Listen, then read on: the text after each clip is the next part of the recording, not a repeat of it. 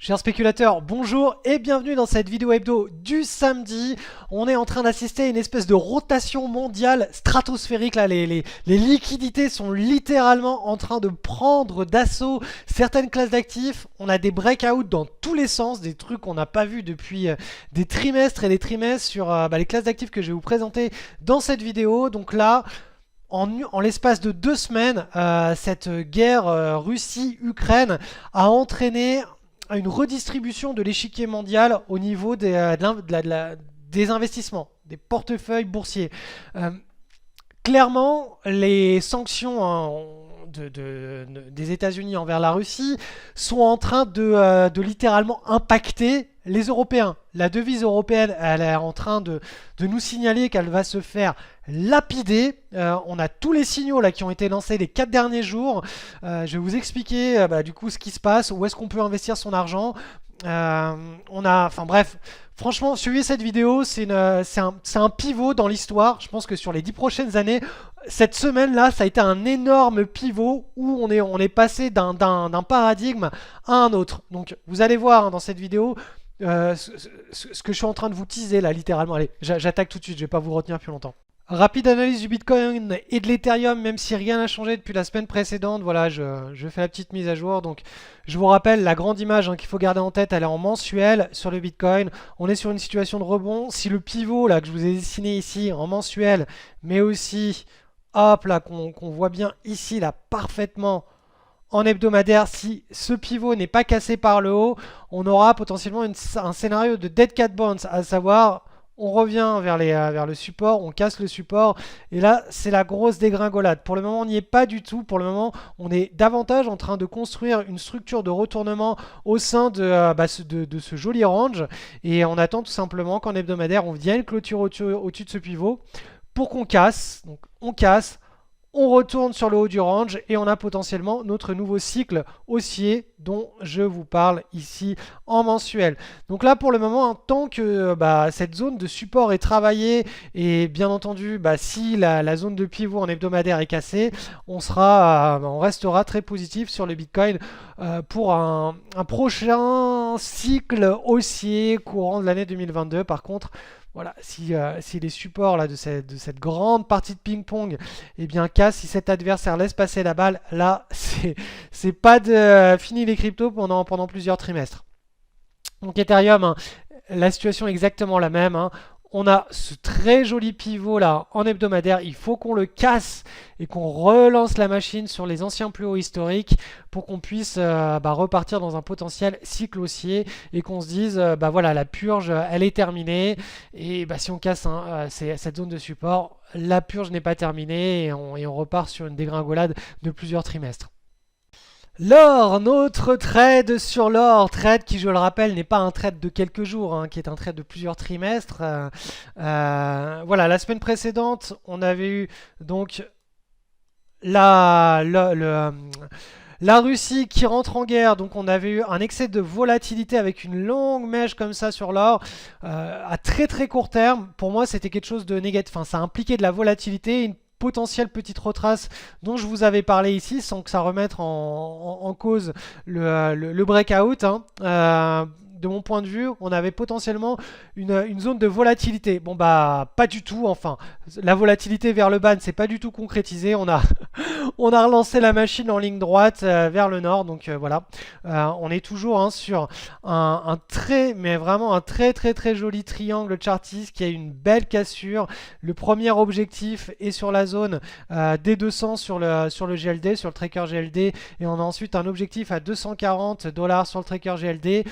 Si on passe sur le GBS, donc le GBS c'est l'or contre l'euro. La situation est encore plus bullish. Pourquoi? Parce que l'euro est en train de se... je vais vous en parler juste après. Mais l'euro est en train de se faire lapider à cause des décisions des Américains de sanctionner la Russie. Et les sanctions, en fait, elles vont autant sanctionner la Russie que l'Europe. Donc du coup, la devise européenne est en train de prendre cher, l'euro. Et les investisseurs, les oligarches européens sont en train de se barrer de l'euro pour aller s'investir sur de l'or, sur du franc suisse, sur du dollar. Enfin, ils quittent l'euro, ils quittent le navire. Et là, on le voit sur L'or coté en euros, on a quelque chose là, un top départ qui est vertigineux. Donc je ne sais pas quelle sera l'issue de cette impulsion, mais c'est une impulsion qui m'a l'air d'être très très très forte et pas la bienvenue pour le pouvoir d'achat européen. Je vais vous en reparler tout de suite. Donc face à vous, vous avez l'euro coté contre le franc suisse. Donc déjà structurellement, l'euro est baissier contre le franc suisse. On a un graphique ici en trimestriel, donc vous voyez depuis 1980, la devise européenne reconstituée bien entendu entre 80 et 2000. Face au franc suisse, structurellement, voilà, c'est une devise qui perd, qui perd en pouvoir d'achat. Et le franc suisse est une valeur refuge un petit peu au même titre que l'or. Là, la problématique, c'est que là, depuis 2015, l'euro face au franc suisse ne bougeait pas. Donc on avait cette structure qu'on pourrait appeler en tas-séance, parce que si on inverse le graphique, vous savez, sur les actions, les comportements ne sont pas les mêmes à la baisse qu'à la hausse, parce que ce sont des mouvements de panique dans un sens plutôt que dans un autre. Sur les devises, c'est pas pareil, c'est des rapports de taux de change. Donc si on inverse ce graphique, on aura tout simplement une tasse-éance haussière. Et là, ce qui s'est passé, c'est tout simplement que, vous voyez, cette petite anse là, le mois dernier, donc le trimestre dernier en octobre, on a eu la cassure qui s'est lancée, et là, ce trimestre-ci, donc janvier, février, mars, on a la confirmation de la cassure. Et vous voyez que la volatilité est minimale, on est en train de péter vers le bas, donc là, on a potentiellement un nouveau mouvement d'ampleur baissier, donc l'euro va perdre en pouvoir d'achat face au franc suisse. Ça veut dire tout simplement que les gros investisseurs, que les que les gens qui doivent se loger, se parquer leur argent dans une devise sont en train de la retirer de l'euro et de la mettre sur le franc suisse. Donc en réalité, c'est pas le rapport euro contre franc suisse, c'est le rapport euro face à toutes les devises qui est en train de lancer des signaux baissiers. Donc les investisseurs sont en train de quitter le navire européen. Je vais vous placer ce graphique en mensuel. Vous le voyez, ce mois-ci, donc le mois de mars, ça fait, on est quoi? On est le 5 mars, ça fait à peine 5 jours qu'on est en mars. On a une grosse accélération là baissière pendant on a cette grosse bougie baissière du mois de mars, donc accélération de la perte de pouvoir d'achat de l'euro face au franc suisse. Donc ça, c'est vraiment très très mauvais signe. On va passer maintenant à l'euro face au dollar. Allez hop, heure USD. Donc voilà, on est sur l'euro face au dollar en journalier. Donc là, depuis 1, 2, 3, 4 jours, vous voyez qu'on est en train d'accélérer par le bas. On a tout simplement la cassure de ce pivot qui s'est fait. Donc l'euro là, il est en train de se diriger vers la parité euro-dollar. On va monter sur l'unité de temps, on va passer en weekly. Donc vous voyez que là, en weekly, on a ce gros triangle. On est en train d'aller chercher tout simplement, voilà, le bas de ce triangle. Mais compte tenu de la situation géopolitique, donc tout simplement les sanctions des États-Unis envers la Russie qui impactent directement l'Europe, et donc très potentiellement une grosse poussée inflationniste surboostée aux stéroïdes russes, l'euro devrait donc partir là dans un mouvement qui est extrêmement fort à la baisse. Là, le mouvement qu'on a observé au cours des 4 dernières séances, c'est un mouvement avec une impulsion qui est très forte, et je doute vraiment que ce support là serve de rebond. Là vous voyez, si on regarde ce graphique, on a ici la zone de consolidation qui s'est faite, et là on est dans une zone d'extension. Donc l'extension, de mon point de vue, ça va être quelque chose qui va être beaucoup plus féroce que simplement aller chercher le petit pivot ici en disant c'est bon, les choses vont se calmer. Non, là le marché est en train d'anticiper à 6 mois, à 1 an, à 2 ans les conséquences des décisions américaines, et c'est vraiment pas bon pour c'est vraiment pas bon du tout pour l'euro. Donc on va passer maintenant sur du mensuel. Donc mensuel, ça nous donne vraiment une image qui est beaucoup plus long terme. Donc là, on retrouve ce triangle. Le triangle, à un moment donné, il faut bien qu'il soit cassé par le haut ou par le bas. Et là, au vu de la situation actuelle, c'est pas encore cassé, mais on verra ça à la fin du mois de mars. Mais voilà, on est vraiment sur la borne basse de ce triangle, et on peut carrément monter sur du trimestriel. Et là, vous voyez, en trimestriel, ce triangle là, il n'est pas encore cassé, on est sur la zone de support, mais là vraiment c'est ici que ça va jouer. Et comme on l'a vu juste avant en hebdomadaire et en journalier, l'impulsion qui vient d'être lancée au cours des 4 derniers jours est très forte. Donc j'ai de fort doute sur la pérennité de cette zone de support. Elle peut tenir, hein, bien entendu, mais la situation actuelle, avec toutes les tensions et les répercussions que ça va avoir au cours des prochains mois, voilà, hein, les objectifs, hein, c'est tout simplement sous la parité, quoi, hein. Euro-dollar, voilà, on est sur du 0,83, voire carrément sur du 0,70. Alors, pour le moment, hein, ces objectifs ne sont pas validés par un signal technique, hein, en trimestriel ni en mensuel. Mais encore une fois, là, je vous l'ai dit, en weekly, là, on vient de lancer un mouvement qui est fort, qui a vraiment une dynamique qui est très très forte. Donc, ça va être chaud. Ça va être chaud, ça va jouer au cours des prochaines semaines, des 2 prochains mois. Mais voilà, hein, on l'a vu, euro face à l'or. L'or est en train de booster. Euro face au franc suisse, qui est une valeur refuge. C'est en train d'exploser. On a vraiment deux patterns qui sont explosives. Euro face au dollar, la pattern n'est pas explosive, mais elle nous donne très clairement le même message que sur l'euro, sur l'or coté en euros ou le franc suisse face à l'euro. Tout va dans le même sens. Parlons maintenant du silver, donc de l'argent métal, coté contre du dollar. Donc le silver est en plein breakout cette semaine. Ça y est, le breakout est fait. Si la semaine prochaine on fait un nouveau plus haut, là on aura la confirmation de ce breakout. Donc là, vous voyez, hein, le scénario est tout simplement celui-ci. Hop, on peut raccourcir là la pattern, et le silver est en train de s'aligner avec ce qui se passe sur l'or et de manière générale sur toutes les matières premières. On est en train de lancer une vague impulsive sur les matières premières qui risque d'être qui risque de faire très très mal, notamment les matières premières agricoles sont en plein boost. C'est vraiment voilà, les valeurs, enfin les énergies, donc le gaz naturel, le pétrole qui explose à la hausse, les matières premières agricoles, notamment le blé, hein, puisque forcément la Russie est un gros producteur de blé, exportateur de blé. Si on coupe, hein, tous ces arrivages de blé, le prix augmente, et bien entendu, voilà. Enfin, on est vraiment là sur une situation pour 2022 qui va impacter directement les petits consommateurs, c'est-à-dire que le prix du caddie va doubler, va peut-être tripler, le prix de l'essence va doubler, tripler, je ne sais pas comment ça va se répercuter, si les gouvernements vont décider de moins taxer les matières premières et les énergies ou pas. Mais en tout cas, ça va gueuler, hein. À mon avis, le retour des gilets jaunes, là, c'est clair et net, ça va être pour l'année 2022. Et donc voilà, bon, bref, vous pouvez vous couvrir tout simplement en construisant un portefeuille qui soit correctement diversifié avec des matières premières. Donc vous pouvez avoir un petit peu de silver dans votre portefeuille, de l'or clairement, voilà, l'or c'est un actif incontournable.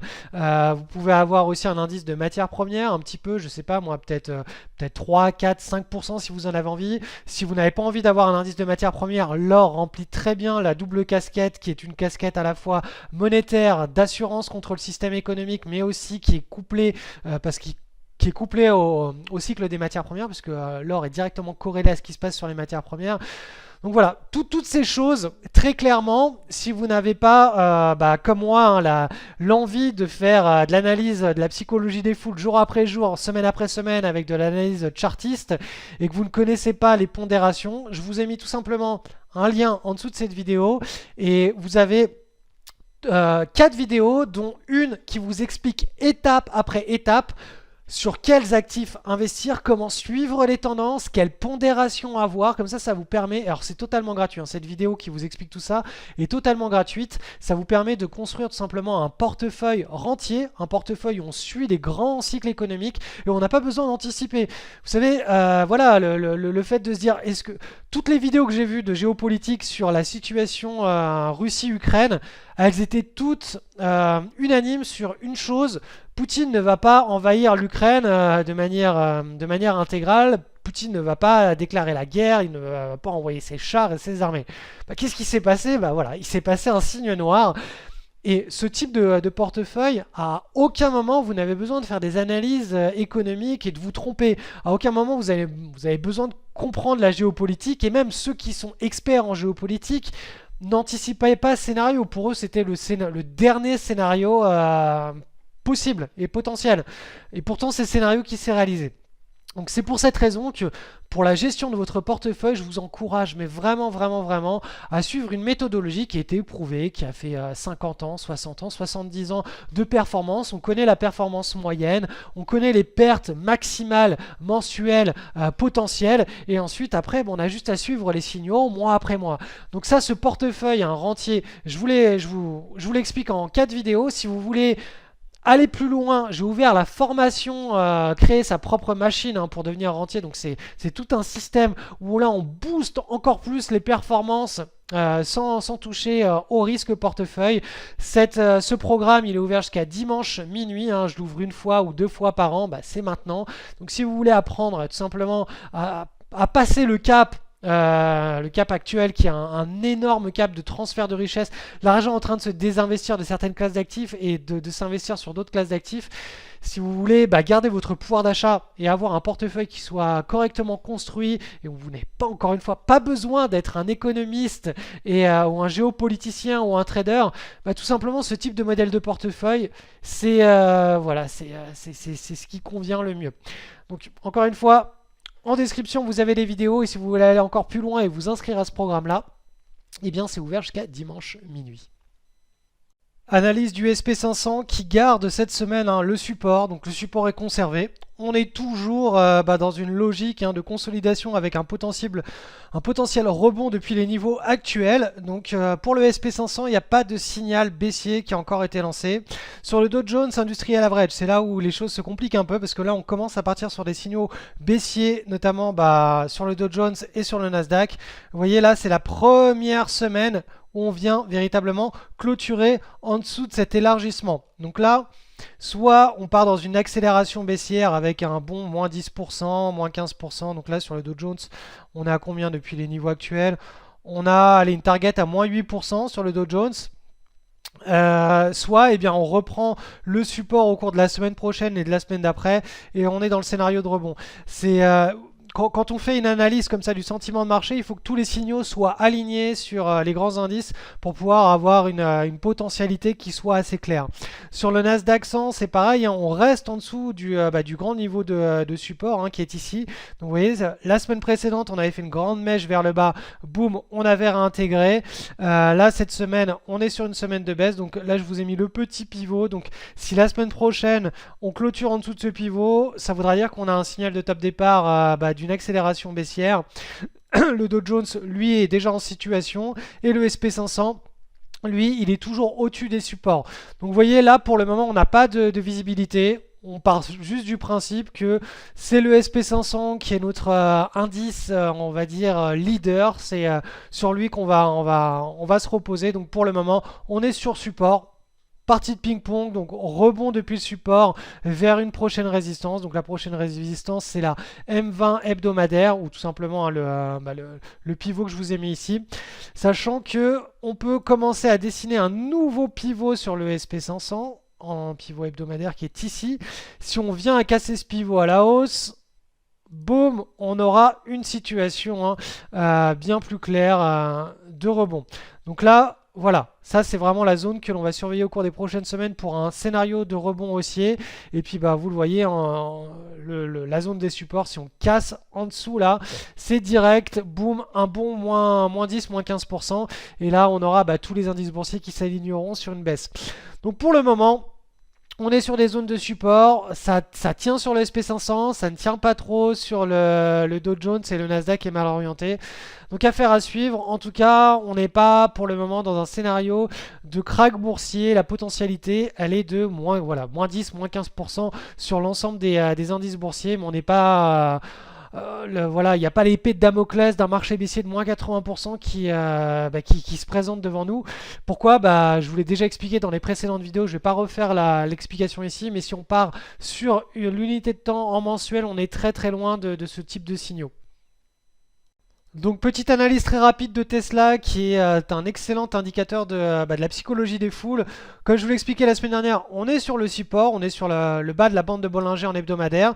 Donc là, on a un premier pivot là cette semaine qui est en train de se mettre en place. Vous voyez, il est ici, hein. On a été chercher, on est revenu. Donc là, typiquement, si on venait à casser ce pivot là avec... Alors où est-ce qu'il est l'outil de dessin? Il est ici, voilà. Si on commence à faire ça, ça et là on casse, on aura vraiment un très joli... contre-pied de marché avec un bon rebond qui pourrait se mettre en place vers les niveaux de résistance qui sont ici.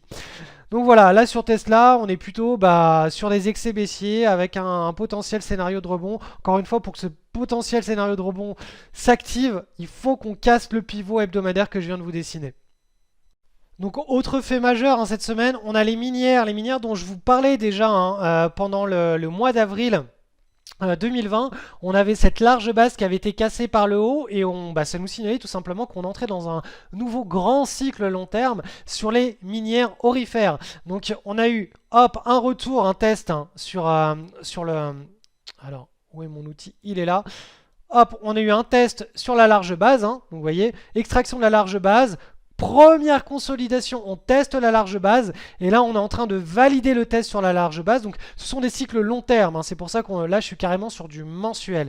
Et là vous voyez que le mois dernier février, là on était sur ce petit biseau en train de taper la cassure. Et là ce mois-ci, mars, ça y est, la cassure du biseau elle est validée. Si on passe en weekly, donc en hebdomadaire, on voit clairement là le petit pivot, il a été cassé ici il y a 2 semaines, validé ici, hop, cette semaine.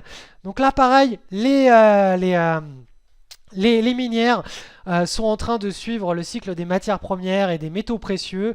Je parle dans le programme rentier notamment des minières pour ceux qui ont l'enveloppe fiscale pour avoir zéro fiscalité et mettre en place ce type de portefeuille qui rapporte en moyenne, je crois qu'on a 14,8% sur plus de 47 ans enregistrés de performance, de backtesting et de suivi de portefeuille. Donc voilà, quelque chose de très très intéressant, très belles alternatives à l'immobilier et qui peuvent très bien se comporter, qui vont très bien se comporter pendant le cycle inflationniste qu'on est en train de se mettre en place, qu'on est en train de... En fait, là, je me rappelle l'année dernière, l'inflation, c'était peut-être ben que oui, peut-être ben que non. Pour moi, c'était un premier pic, on corrige et après un nouveau pic. Là, on est en train vraiment de partir. Il n'y a même pas de correction. C'est pam, pam, pam, pam. On n'arrête pas d'enchaîner une énorme impulsion inflationniste. Et là, la guerre en Ukraine est en train d'amplifier le tout, comme si on mettait un effet de levier 100 sur le scénario de l'année précédente. Donc vraiment, si vous n'avez pas des portefeuilles qui sont prêts à l'emploi, qui sont prêts à accueillir cette nouvelle situation économique, vous allez mal vivre ces 5 à 10 prochaines années. Donc même si vous ne rejoignez pas le programme rentier, allez regarder les 4 vidéos qui sont juste en dessous parce que déjà ça va vous permettre de mettre en place une forme moins performante du portefeuille rentier. Elle sera clairement moins performante, mais ça vous permettra au moins de survivre et de prospérer pendant le prochain cycle inflationniste. Après, si vous voulez mettre quelque chose en place qui est encore plus performant avec moins de frais de transaction, moins de transactions dans des enveloppes fiscales qui sont extrêmement avantageuses, notamment si vous habitez en France, zéro fiscalité pendant tout le processus de création de richesse. Voilà, programme rentier ouvert jusqu'à dimanche minuit. Vous êtes-vous déjà demandé s'il était possible d'investir en bourse en éliminant la fiscalité, en supprimant les arnaques des banquiers et des gérants de portefeuille, et surtout en évitant les périodes de krach boursier? À votre avis, est-ce possible pour vous d'apprendre à faire tout cela en l'espace d'1h30? Eh bien, c'est le défi que j'ai décidé de relever pour vous en tournant une série de 4 vidéos gratuites et pédagogiques et dont le but est de vous rendre autonome avec la bourse. Vous allez pouvoir faire travailler dur votre épargne en bourse avec une stratégie qui a délivré 15% par an en moyenne sur les 45 dernières années. Si vous pensez que c'est une promesse sans fondement, je vous mets au défi de vous inscrire pour voir ces 4 vidéos gratuites et découvrir ce qui se cache derrière le capot du moteur. Devenir rentier ne se fait pas du jour au lendemain et encore moins grâce à un livret A. Il faut plusieurs années, une stratégie boursière en béton et de la rigueur. Si vous êtes en phase avec ces valeurs, inscrivez-vous à ce cours gratuit dédié au portefeuille rentier.